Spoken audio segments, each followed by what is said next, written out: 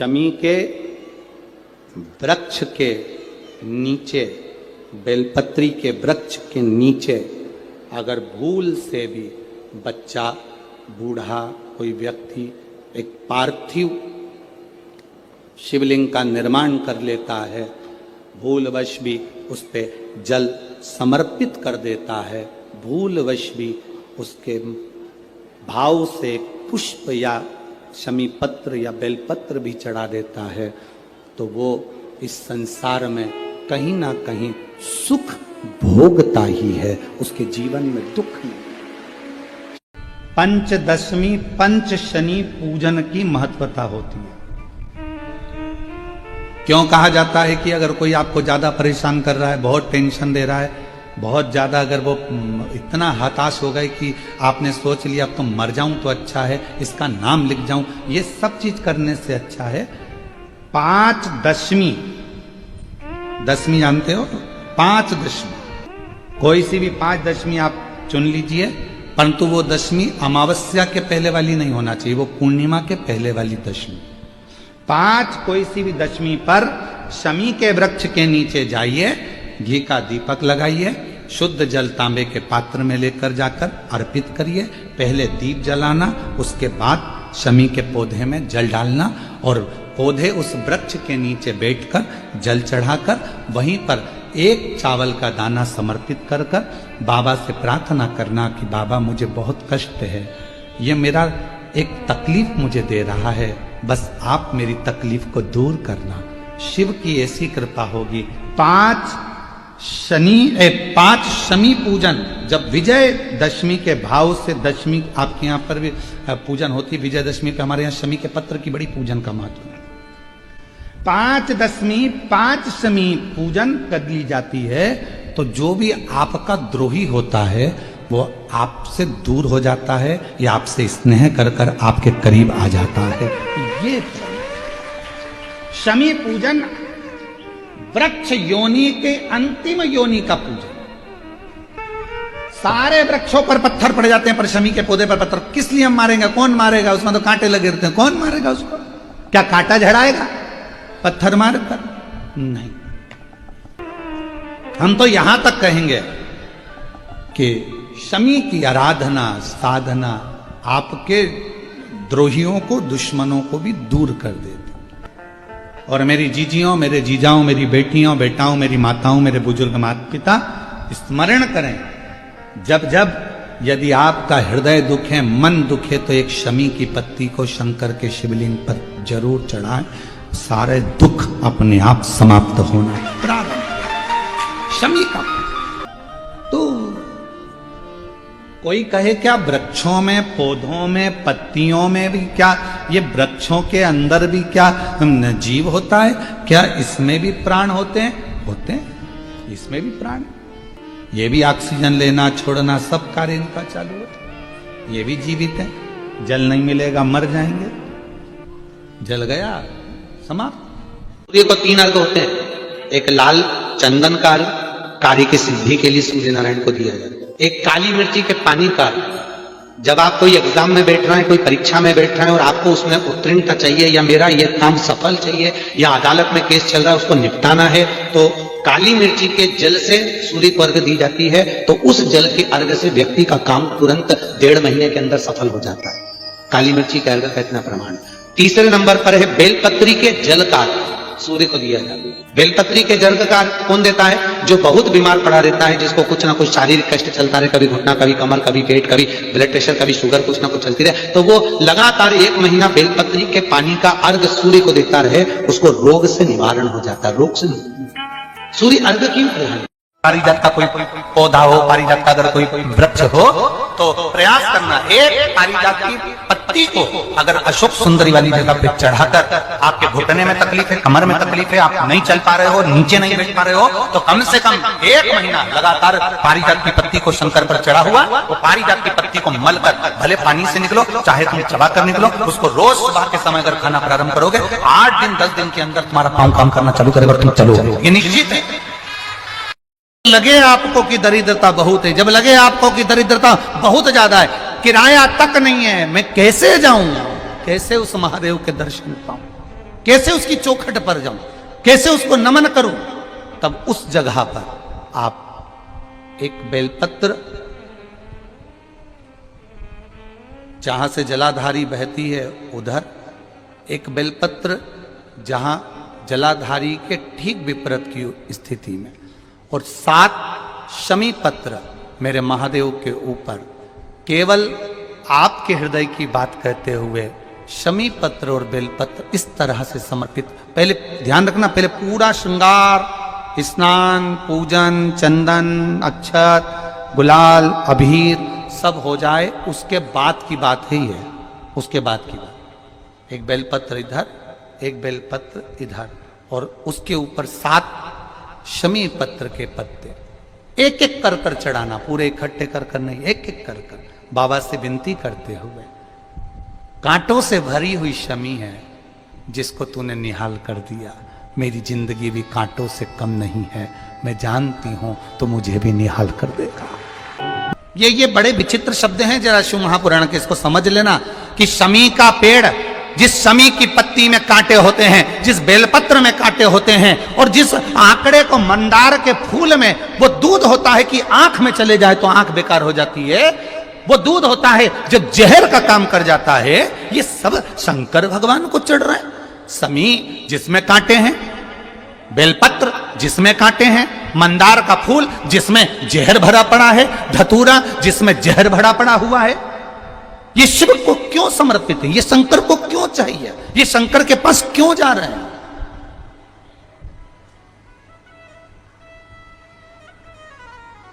क्यों? उसका एक कारण है, सत्य बोलने वाला हमेशा बुरा होता है, हमेशा बुरा होता है।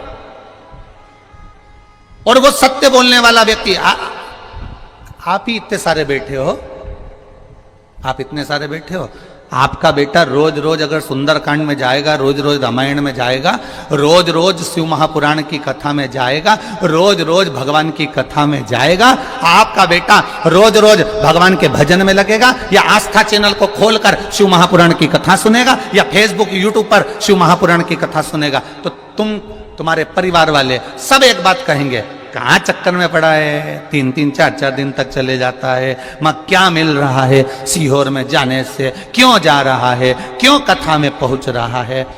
अब भजन में जाने वाले को दुनिया के लोग ताना देकर रोकने का प्रयास करते हैं, पर आज तक हमें ऐसा व्यक्ति नहीं मिला कि तुम्हारा बेटा कहीं शॉपिंग मॉल में जा रहा हो, किटी पार्टी में जा रहा हो, दोस्तों के साथ एंजॉय करने जा रहा हो, और किसी माँ बाप ने कह दिया हो क्यों जा रहा है मॉल में, क्यों जा रहा है पार्टी में, क्यों जा रहा है वहां। अगर रोकते हैं तो धर्म की जगह पर रोका जाता है, रोकते हैं तो सत्कर्म की जगह पर रोका जाता है, रोकते हैं तो कहीं भगवत भजन में जाने से रोका जाता है, पर गलत जगह पर जाने से हमारे बच्चों को हम नहीं रोकते। और होता क्या है, उल्टा क्रम हो जाता है। जो बच्चा कभी सत्संग में जुड़ा नहीं, जिसने कभी जिंदगी में गीता पढ़ी नहीं, फिर वही बेटा एक दिन अदालत में खड़ा होकर गीता की सौगंध खाता है। जिसने कभी जीवन में गीता को पढ़ा नहीं, जिसने जीवन में कभी रामायण को पढ़ा नहीं, जिसने जीवन में कभी श्रीमद् भागवत को पढ़ा नहीं, जिसने जीवन में कभी शिव महापुराण को जाना नहीं, जो शंकर को केवल दुनिया के लोगों ने कह दिया शिवलिंग का मतलब क्या होता है, गलत महत्व समझा दिए कि शिवलिंग के पूजन मत करो, लोगों ने कह दिया शिवलिंग पर जल मत चढ़ाओ, कई लोगों ने कह दिया था शिवलिंग पर चढ़ा हुआ जल मत पियो, कोई ने कह दिया शंकर पर चढ़ा हुआ प्रसाद मत खाओ। अरे कौन सी पुराण कह रही है कि शंकर भगवान को समर्पित पदार्थ को नहीं खाया जा सकता? कह रही है कि शंकर भगवान को समर्पित पदार्थ को नहीं खाया जा सकता।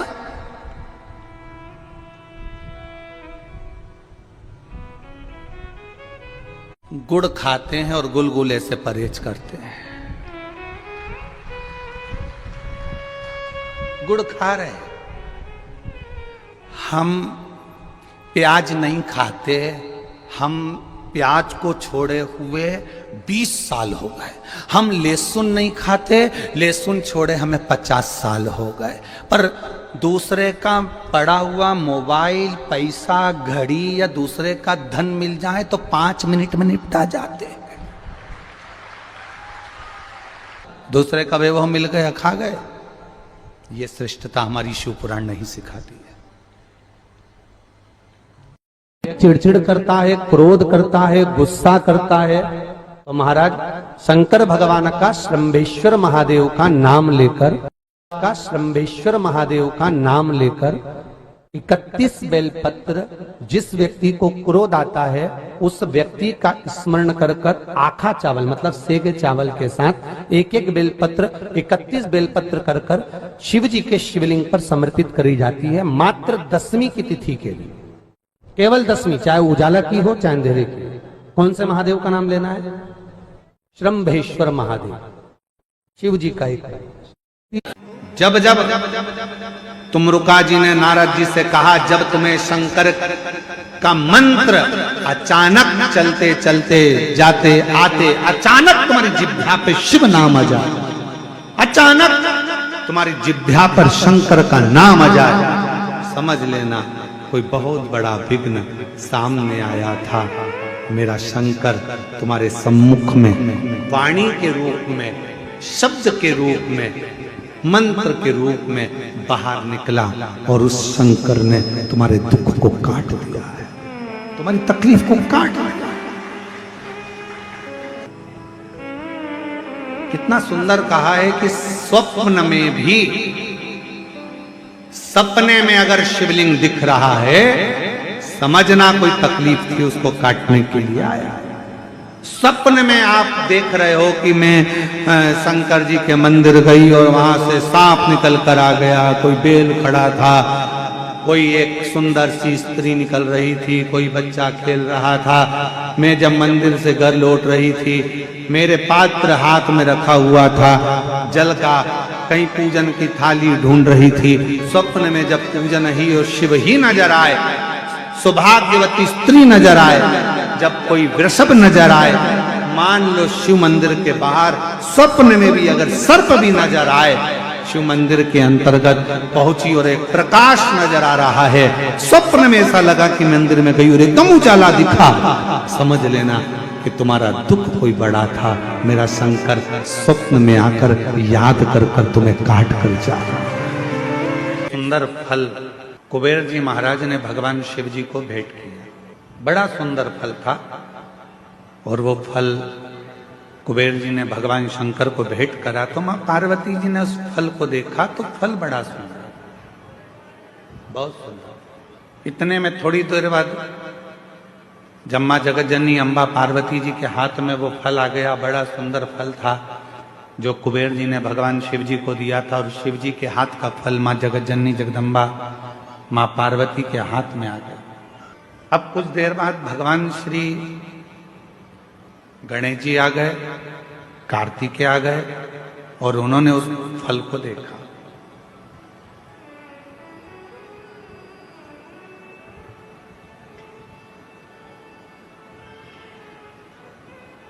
अब इतना सुंदर फल था कि कार्तिकेय जी भी देखकर उसकी ओर थकित रह गए, और भगवान श्री गणेश जी महाराज भी उसको देखकर थकित रहे। कभी कभी ऐसा होता है, माँ को मायके से साड़ी मिलती है, कभी कभी ऐसा होता है और माँ को मायके से साड़ी मिलती है, वो साड़ी बहू को भी पसंद आ जाती है और बेटी को भी पसंद आ जाती है। अब थोड़ा चक्कर पड़ जाता है कि वो साड़ी मायके से मिली है, वो माँ को भी पसंद आ रही है और बेटी को भी, बहू को भी पसंद आ रही है। अब माँ भी सोच रही है कि साड़ी को मैं पहन लूंगी, और बहू ने विचार करा यदि मम्मी मुझे ये साड़ी दे दें तो मुझे बहुत अच्छी लग रही है, पर मांगूंगी तो अच्छा नहीं लगेगा क्योंकि मम्मी को उनके भाई ने दी, मम्मी को उनके परिवार वालों ने दी, पर फिर भी मन में भाव है कि ये साड़ी मुझे मिल जाए, ये साड़ी मुझे प्राप्त हो जाए। थोड़ी देर बाद बेटी ने उस साड़ी को देखा तो बेटी के मन में भी भाव आ गया कि ये साड़ी मुझे मिल जाए तो अच्छा, इतनी सुंदर साड़ी है, ये साड़ी मैं पहनूं तो अच्छी। माँ को साड़ी अच्छी लग रही है, बेटी को साड़ी अच्छी लग रही है, बहू को साड़ी अच्छी लग रही है। अब ऐसी स्थिति में बेटी भी खड़ी हो गई और बहू भी खड़ी हो गई और कहा मम्मी यह साड़ी हमको दे दो, तो अब सास करेगी क्या, माँ करेगी क्या?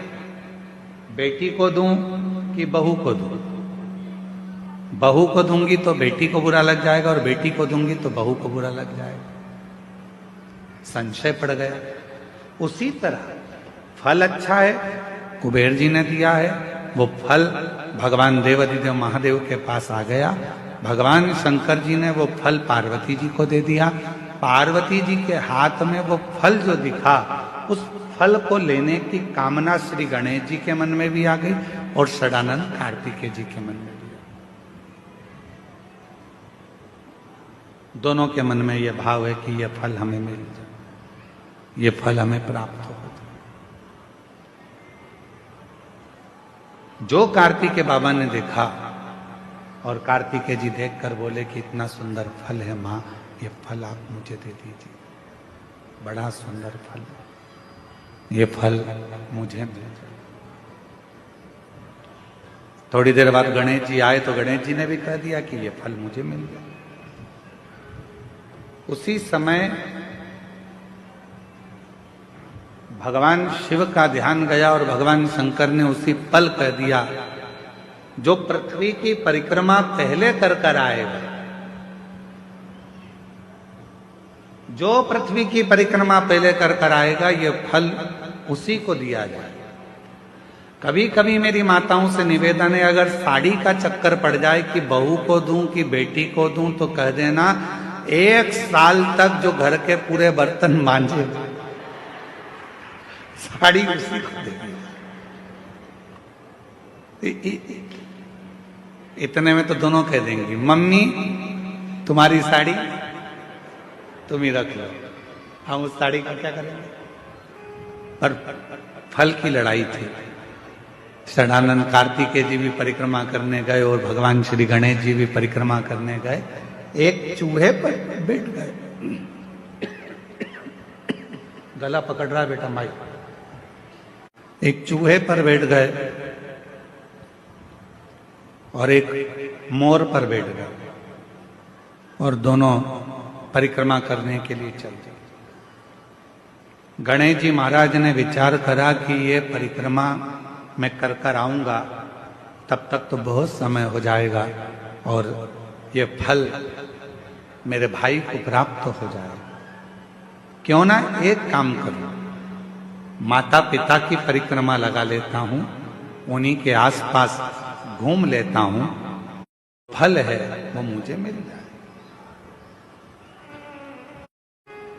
गणेश जी ने माता पिता की परिक्रमा करी और गणेश जी माता पिता की परिक्रमा कर कर फल को प्राप्त कर लिए। तो षडानंद कार्तिकेय जी महाराज लौट कर आए। उन्होंने देखा कि गणेश जी तो प्रथम गिनती में आ गए, माता पिता की परिक्रमा कर कर उनको फल भी मिल गया, पर मुझे तो कुछ प्राप्त ही नहीं। बात फल की नहीं है, बात है बुद्धि की, विद्वत्ता की, समझदारी। दुनिया का ऐसा कोई फल नहीं है जो आपको नहीं मिल सकता। दुनिया का ऐसा कोई काम नहीं है जो पूरा नहीं हो सकता। किसी प्रश्न को अगर लिखा जाता है तो उसका उत्तर जरूर होता है। कितने भी बड़े ताले लग जाएं, कितनी बड़ी भी तिजोरी बन जाए, उसकी चाबी जरूर होती है। उसी तरह दुनिया में अगर कोई रोग है, कोई बीमारी है, कोई तकलीफ है, कोई कष्ट है, कोई चाबी है जिसमें उस पूरे विघ्न का, उस पूरी तकलीफ का, उस बीमारी का हल शंकर की पूजन से, शिव की आराधना से प्राप्त। सबको कहते हैं कि अगर दुनिया में अगर आपका कोई नहीं है, यदि आपको लगता है कि मैं तकलीफ में हूँ, मैं कष्ट में हूँ, मैं परेशानी में हूँ, मैं बहुत विघ्नों में पड़ा हूँ, तकलीफों में घिरा हुआ हूँ, बहुत परेशानी में घिरा हुआ हूँ, तो हम उनसे भी कहते हैं सारी समस्या का हल एक लोटा। आप भगवान शंकर के मंदिर जाइए, देवालय जाइए, शिवालय जाइए, करने जाइए, शिव की स्तुति करने जाइए, भगवान शंकर के मंदिर में एक लोटा जल चढ़ाने जाइए। आपकी जिंदगी के जितने दुख होंगे, जितनी तकलीफें होंगी, जितने कष्ट होंगे, वो मिटेंगे। एक ऑपरेशन करने के लिए अभी अगर डॉक्टर हॉस्पिटल में ऑपरेशन रूम में जाता है तो पहले वो भी अपने ईश्वर को याद करता है कि परमात्मा कृपा करना, ये मरीज को मैं अंदर लेकर जा रहा हूं, ये हाथ भले मेरे होंगे, मैं भले कितना भी साइंस पढ़ा हूं, चाहे मैंने कितना भी विज्ञान पढ़ा हो, पर आखिरी में श्वासें देना तेरा काम है, इसकी श्वास चलती रखना, इतनी कृपा जरूर कर देना, इसको ठीक कर देना। वो मेरे हाथ में नहीं है, पर तू जब कृपा करेगा, तू जब करुणा करेगा, तू जब दया करेगा, तू जब कृपा करेगा, तो सब कार्य अपने आप सफल होते चले जाएंगे, सब कार्य अपने आप सफल होते जाएंगे। तू कृपा कर।